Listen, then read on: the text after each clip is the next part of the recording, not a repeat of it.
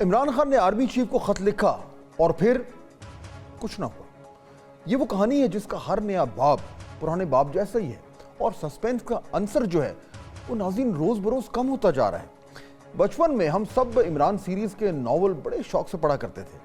کیا کہانی ہوتی تھی، کیا منظر کشی ہوتی تھی، کیسے ہر موڑ کے بعد ایک نیا موڑ ہوتا تھا، اور کیا کمال داستان گوئی ہوتی تھی۔ مگر آج کل کی عمران سیریز بالکل مختلف ہے، اور کہانی کا پلاٹ بھی کچھ رینگنا شروع ہو گیا ہے۔ یعنی گزشتہ سال خان صاحب نے کہا کہ وہ اسٹیبلشمنٹ سے مذاکرات چاہتے ہیں، فوج کے ترجمان کی طرف سے جواب آیا کہ مذاکرات سیاسی جماعتوں سے کریں۔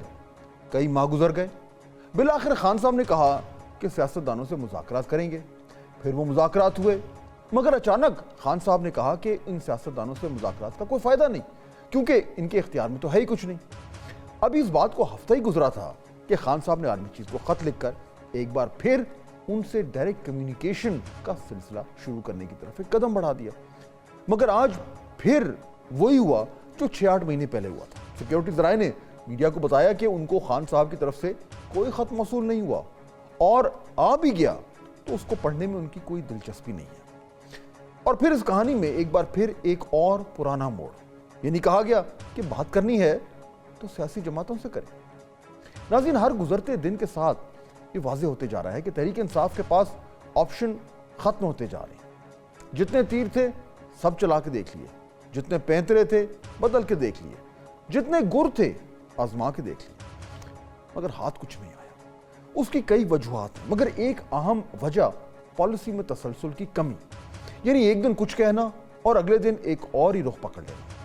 یہ گرم سرد اپروچ کو 1 سال ہو چلا، مگر کلیئرٹی آف پالیسی کسی طرح حاصل نہیں ہو پائی۔ پارٹی کا بانی ہو یا چیئرمین ہو یا وزیر اعلیٰ کے پی ہوں یا سوشل میڈیا کے اکاؤنٹس ہوں، کوئی سخت لائن دے رہا ہے تو کوئی سافٹ لائن، کوئی مذاکرات کی بات کر رہا ہے تو کوئی سڑکیں گرم کرنے کے لیے بےتاب ہے۔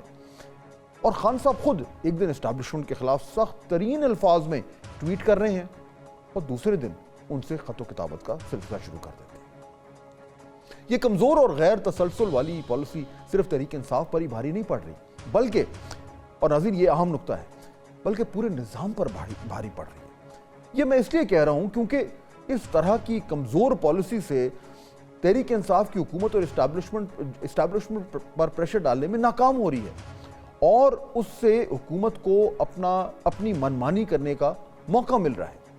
26ویں ترمیم ہو یا پیکا کا کالا قانون، اسلام آباد ہائی کورٹ میں رد و بدل ہو یا دیگر عدالتوں میں ہم خیال لوگوں کی بھرتیاں، ہر لحاظ سے حکومت اور اسٹیبلشمنٹ اس نظام پر اپنی گرفت کو مضبوط کرتی جا رہی ہے، اور معاشرہ جو ہے وہ دباؤ میں آ رہا ہے۔ اس نیو نارمل میں تحریک انصاف اپنے وزن سے کم رول ادا کر رہی ہے، اور دوسری سائیڈ اس کا بھرپور فائدہ اٹھا رہی ہے۔ عمران سیریز میں ایک نئے موڑ کی اشد ضرورت ہے۔